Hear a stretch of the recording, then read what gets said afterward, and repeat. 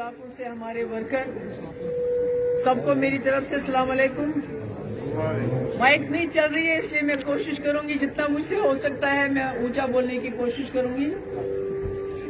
असल में मैं पुंछ गई थी, आपको मालूम होगा कि हमारे बहुत सीनियर लीडर रफीक हुसैन खान साहब वफात पा गए, तो उनके यहाँ मैं गई थी और फिर मैंने सोचा कि अपने वर्करों से भी बातचीत की जाए, क्योंकि काफी वक्त हो गया, काफी अरसा हो गया मुलाकात नहीं हुई। और इस दौर में यहाँ हमारे जो डिस्ट्रिक्ट प्रेसिडेंट थे एजाज मिर्जा साहब, वो भी वफात पा गए, मैं उनके साथ भी ताज़ियत करना चाहती हूँ।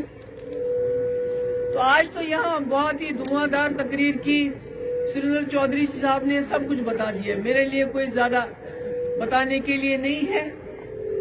मकसद ये है कि इन्होंने बिल्कुल सही कहा कि हम बहुत मुश्किल हालात से गुजर रहे हैं, और जब तक हम इकट्ठे नहीं हो जाएंगे तो हम लोगों का ऊपर पीएचडी में इकट्ठे होने का कोई फायदा नहीं।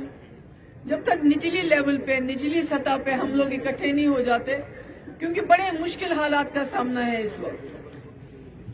और ये मुश्किल हालात सिर्फ जम्मू कश्मीर में नहीं है, ये पूरे मुल्क में है।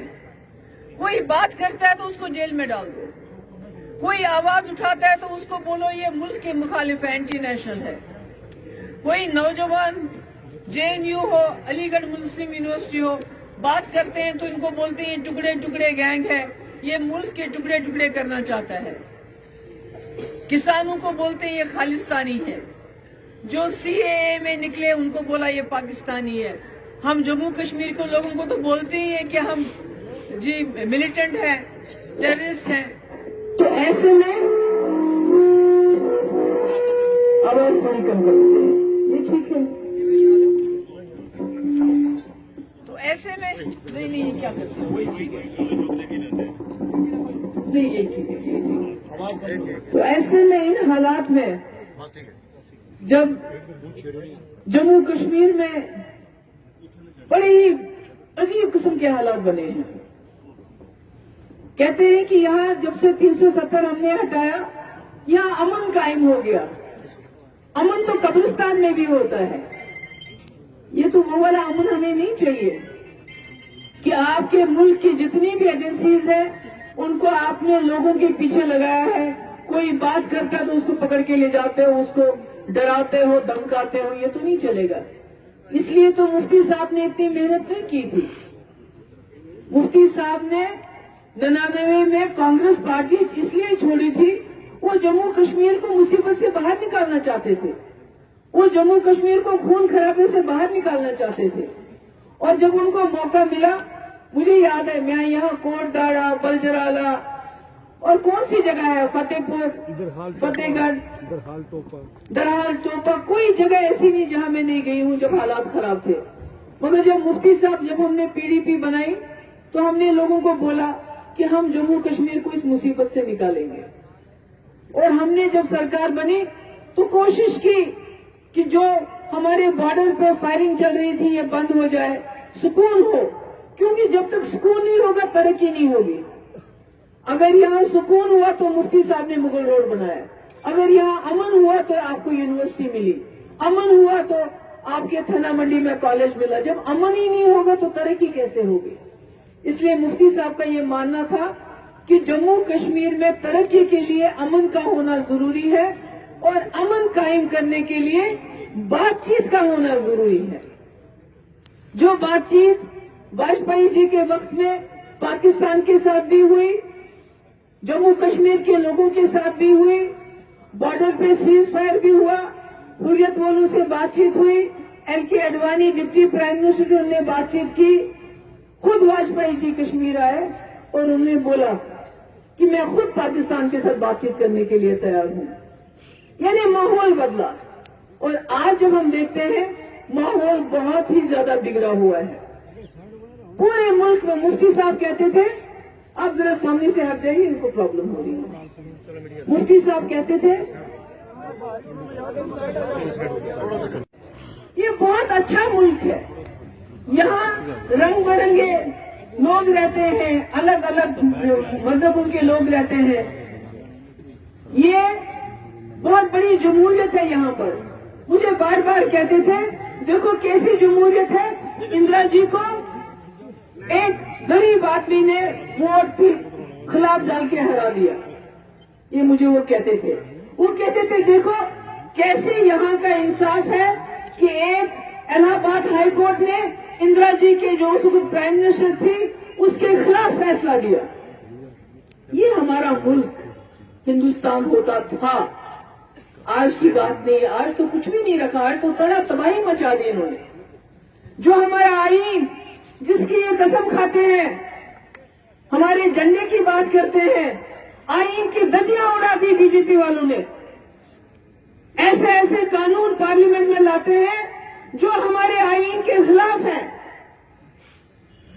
جو بھی کوئی باہر سے آئے گا اس کو جگہ دیں گے، مگر اگر مسلمان ہے اس کے لیے جگہ نہیں ہے.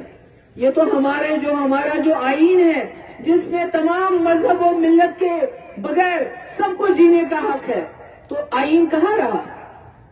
آئین کی تو دھجیاں اڑا دی. جب انہوں نے 370 ختم کیا، جو کہ کوئی بھی پارلیمنٹ 500 ممبر کے اگر 700-800 ممبر بھی ہوتے تو وہ ختم نہیں کر سکتے تھے. انہوں نے دوبارہ آئین کی دھجیاں اڑائی اور 370 ختم کیا. کئی لوگ کہتے ہیں مفتی صاحب نے ہاتھ کیوں ملایا؟ ارے مفتی صاحب نے اپنی کرسی کے لیے ہاتھ نہیں ملایا. کرسی تو مفتی صاحب کو کانگریس کے ساتھ مل کے بھی ملتی. مفتی صاحب نے آپ لوگوں کے لیے ملایا. جموں میں ہندو مسلمان اکٹھے رہتے ہیں، جموں کے لوگوں نے بی جے پی کو ووٹ دیا. اگر ہم جموں کے جو ہمارے ہندو بھائی ان کو سرکار سے باہر رکھتے تو آپ لوگ احساس کر سکتے ہیں کہ یہ جموں میں کیا ادھم مچاتے. اس کا احساس ہے آپ کو؟